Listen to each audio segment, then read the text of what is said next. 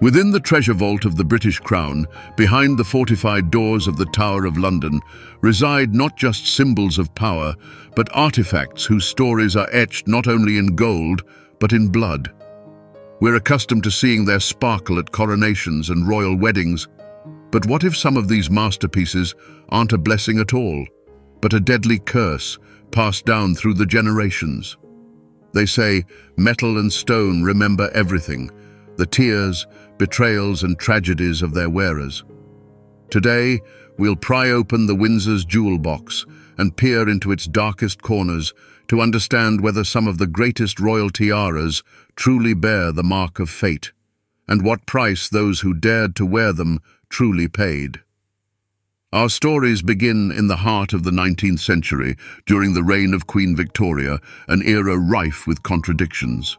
The British Empire, where the sun never set, was reveling in its might.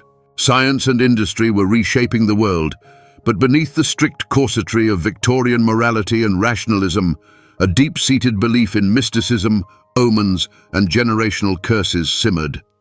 It was in this atmosphere, where the glint of colonial treasures mingled with Gothic superstitions, that our protagonists, three tiaras, three destinies, were either born or given new, ominous life. The primary connoisseur and patron of royal jewelry in the royal family was none other than the Queen's consort, Prince Albert. An enlightened man with a profound passion for the arts, he personally oversaw the design of many of the family's jewels. For him, this was not merely a display of status, but a language of love, a way to immortalize his affections for Victoria and their children in stone and metal. Every piece commissioned under his patronage was intended to be a symbol of familial bliss and dynastic permanence. It was Albert who oversaw the recutting of the legendary Koh-i-Noor diamond, which had arrived from distant India as a war trophy, shrouded in ancient, ominous legends. It was also Albert, inspired by Indian motifs, who created the Oriental Circlet for his adored Victoria, a tiara featuring opals, gemstones whose iridescent sparkle was, at the time, widely considered an omen of misfortune. And it was he, with paternal tenderness, who commissioned the delicate strawberry leaf tiara as a wedding gift for his daughter Alice. Three masterpieces, conceived as talismans of love and power. One, a symbol of imperial triumph.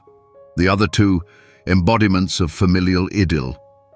No one at the time could have foreseen that the prince consort's benevolent intentions would unleash a chain of tragic events, or that the sparkle of these jewels would illuminate not only grand ballrooms, but also the darkest chapters in the history of the House of Windsor.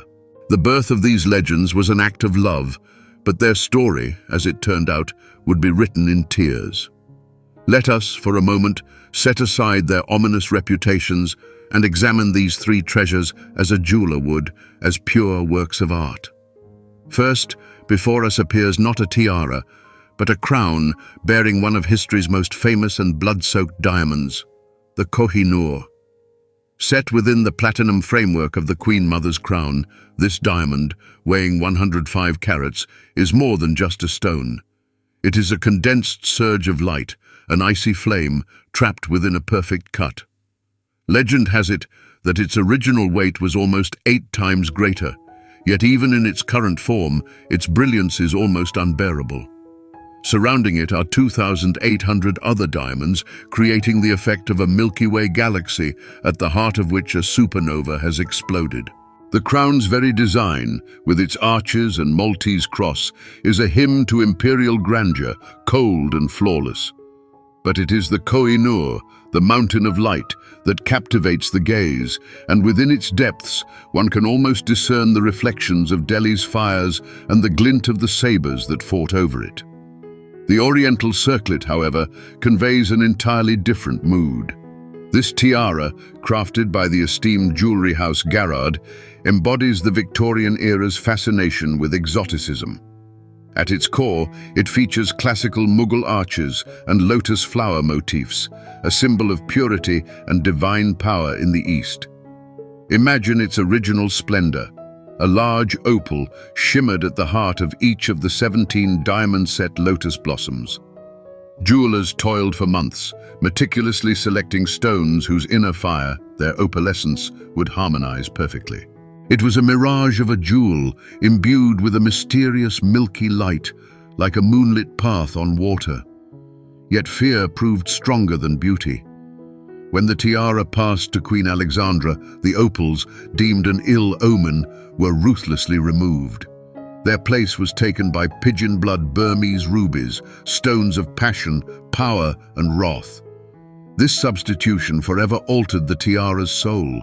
From mystical and delicate, it transformed into something regal and formidable. And finally, the third jewel, the Hessian strawberry leaf tiara, seems the most innocent of all. It doesn't scream of power or blind with brilliance. Instead, it's a poem of tenderness. This exquisite diadem, fashioned in the naturalistic style popular at the time, forms a wreath of stylized strawberry leaves and berries. In the Victorian language of symbols, the strawberry leaf signified perfection and righteousness, a perfect wish for a young bride. One can almost picture the jeweler's nimble fingers carving each delicate leaf from silver, studding it with tiny diamonds like morning dew.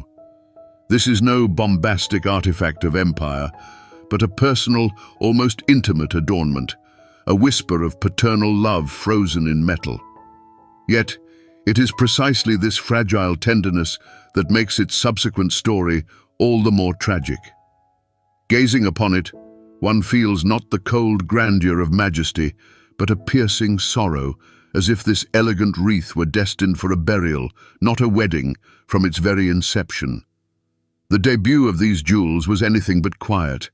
Each appearance became an event, discussed not only in palace drawing rooms, but also across the pages of newspapers worldwide, instantly transforming them from mere jewelry into historical symbols. For the Koh-i-Noor diamond, that pivotal moment was the Great Exhibition of 1851. Displayed in the Crystal Palace, it was meant to be the star attraction, a tangible testament to the might of the British Empire. However, the public, expecting a dazzling marvel, was disappointed. The large but dully cut stone failed to make the desired impression. It was then that Prince Albert made the fateful decision to have it recut. After 38 grueling days of work, under the intense scrutiny of the press, a new Koh-i-Noor emerged, smaller in size, but incomparably more brilliant. Its second birth was a veritable triumph.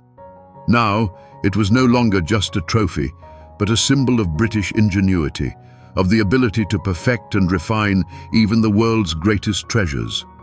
It ceased to be merely a stone and became a political statement. The first outing of the Oriental Circlet was far more personal, yet no less resonant. Imagine one of the opulent balls at Buckingham Palace. Queen Victoria, who deeply loved and admired her husband's taste, appears in the tiara designed according to his sketches. In the light of thousands of candles, the opals, framed by diamonds, shimmer mysteriously. For the court, it was a revelation. The jewel bore little resemblance to the strict classical diadems. It was exotic, daring, and incredibly romantic. It became not just an accessory to the Queen's ensemble, but a grand finale, demonstrating not only her status, but also her unique intellectual and emotional bond with the prince consort. Admiration mingled with superstitious whispers. Not everyone would dare to wear opals, and this duality only added to the tiara's mystique. But the most poignant debut belonged to the Hessian tiara. It was presented to Princess Alice for her wedding in 1862. This event should have been a celebration, but it was overshadowed by profound mourning. Just months earlier, the bride's beloved father, Prince Albert, who had conceived the tiara, had passed away.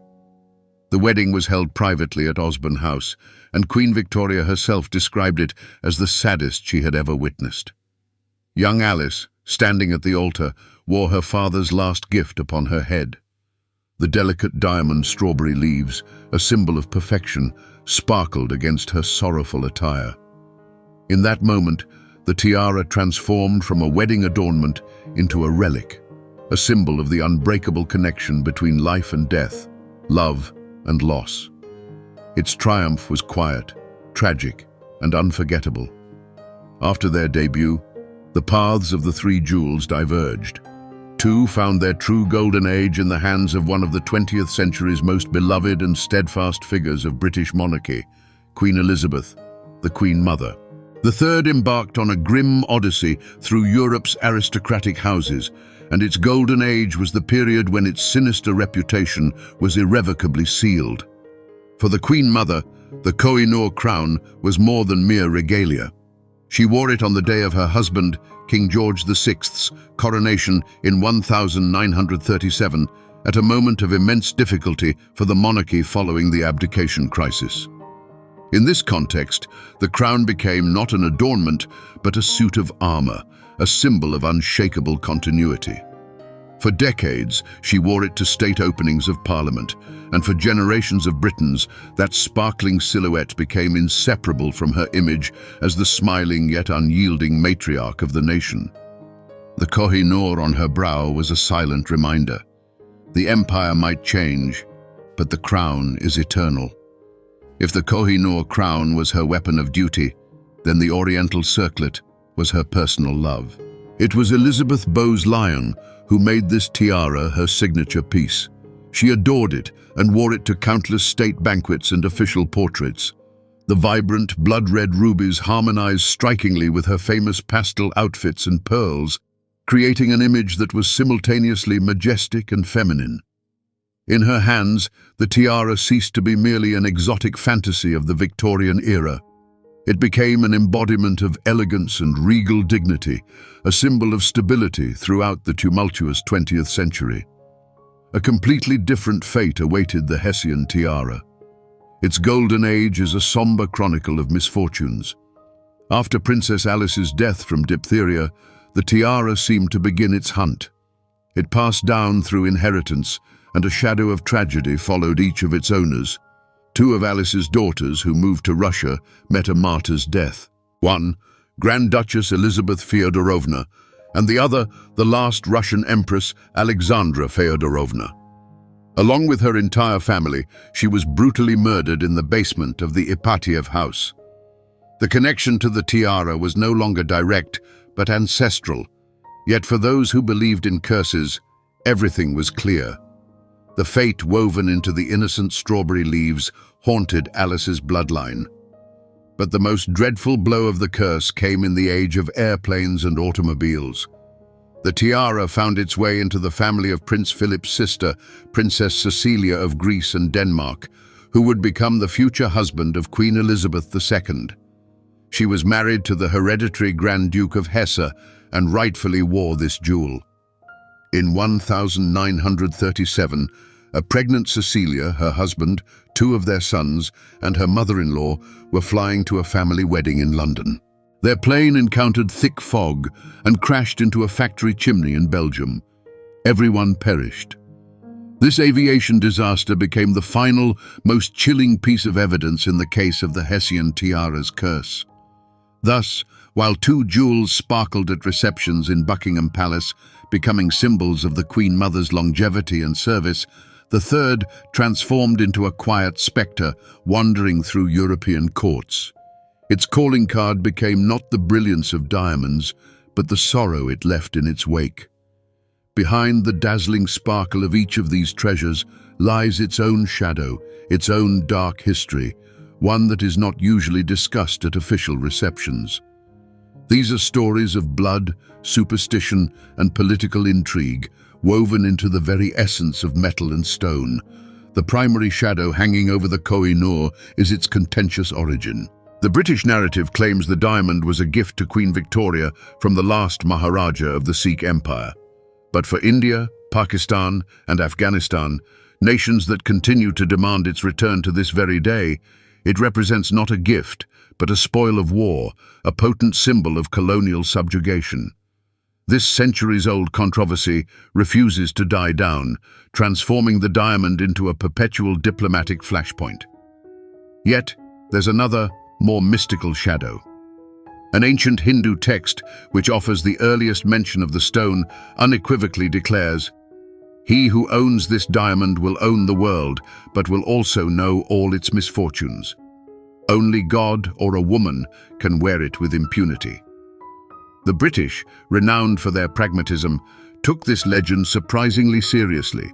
Ever since its arrival in Britain, the stone has been worn exclusively by women, either reigning queens or consorts.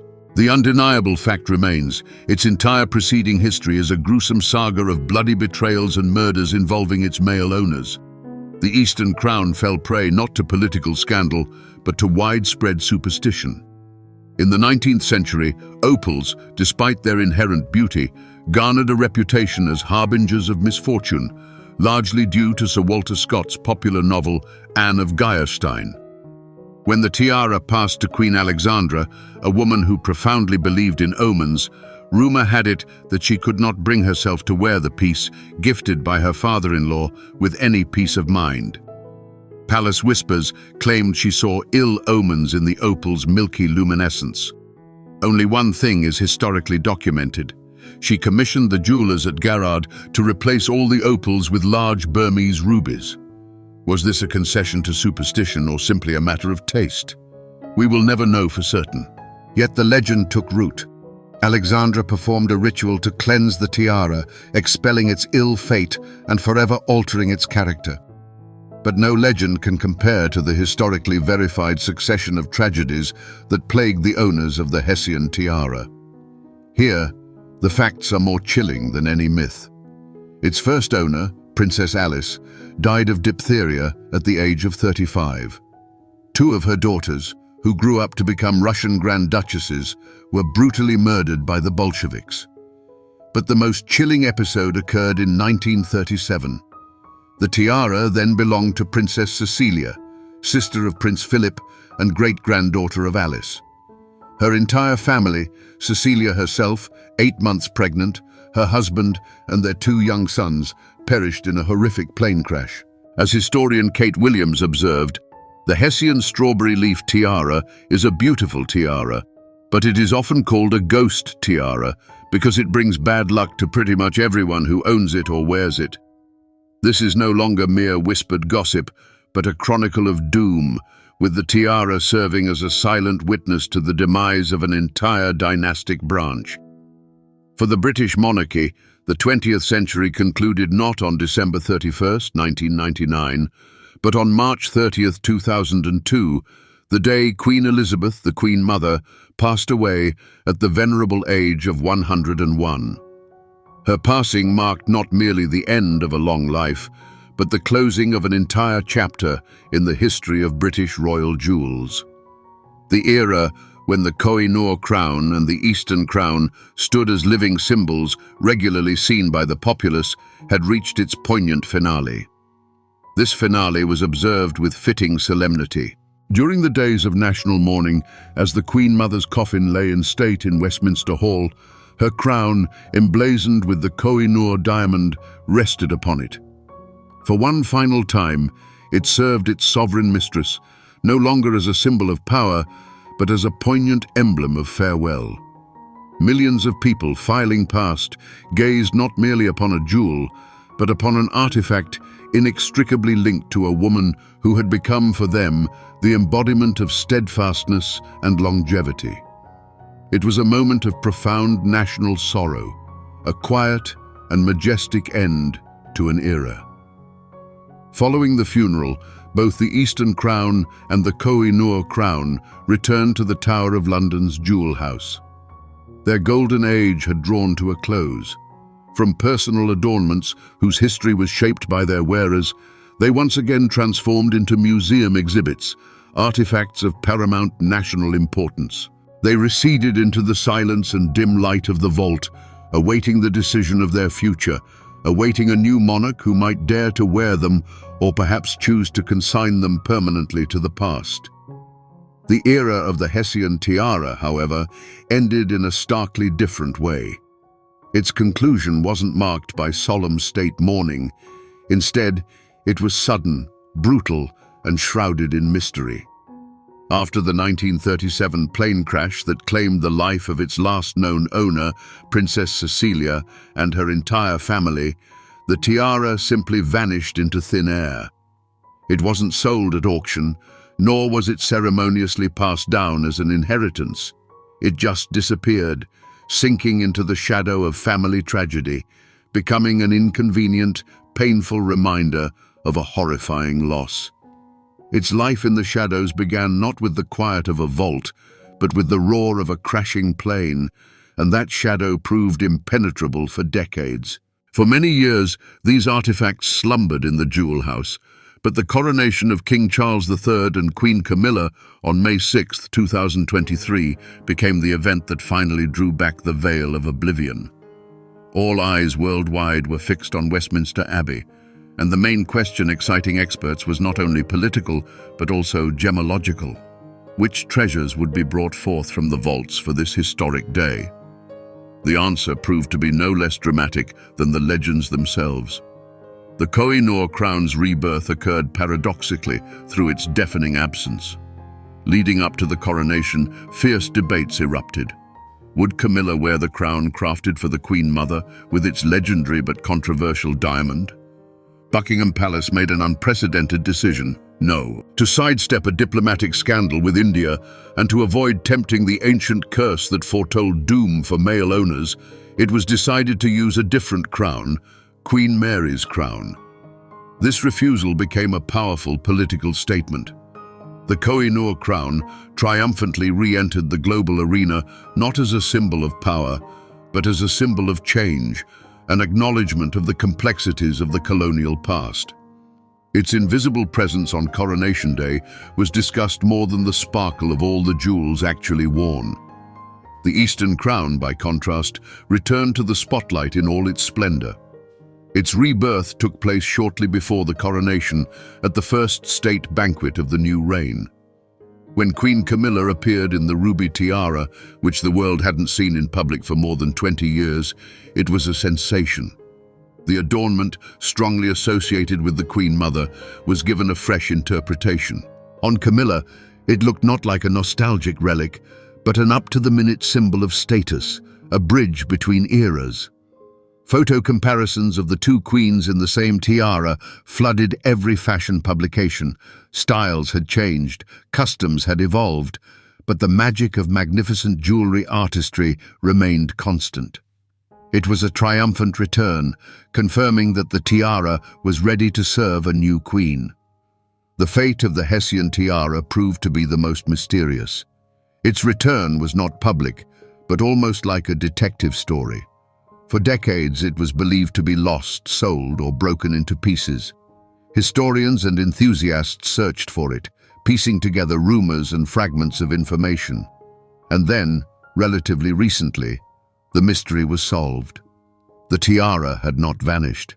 It had survived the tragedy and was quietly preserved within the foundation of the House of Hesse, an organization managing the legacy of this German aristocratic family.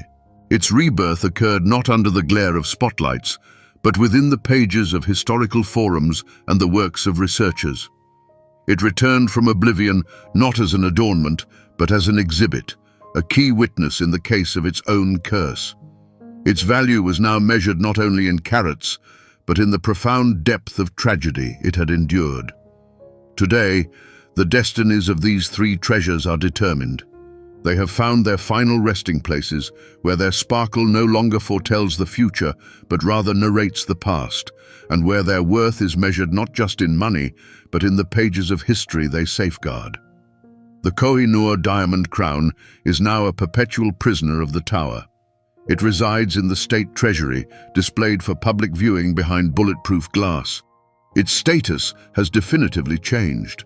It is no longer a coronation regalia, but a central exhibit in a museum of imperial history and its contradictions. To assign a financial valuation to it is impossible and meaningless. It is priceless.